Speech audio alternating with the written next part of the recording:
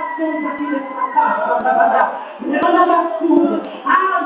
Senhor, nós vamos estar orando. A Maria Filha vai encerrar esse mistério. Ai, é o mistério da oração da hora.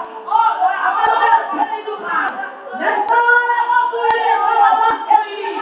Olha, filho da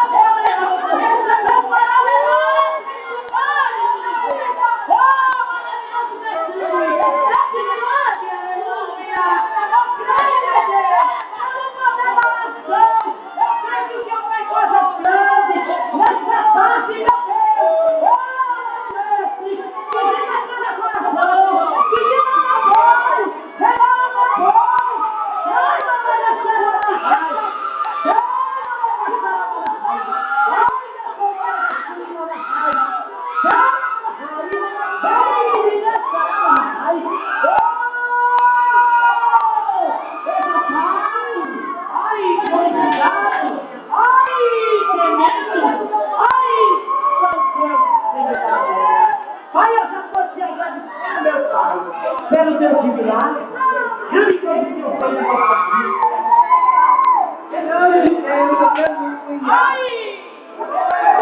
Deus tremendo e santo.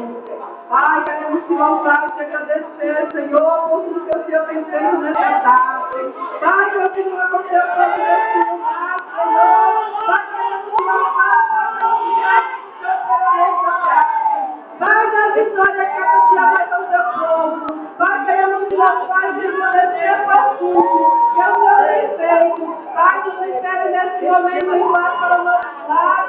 É o que nós te pedimos e te agradecemos. Em nome de Jesus. Amém.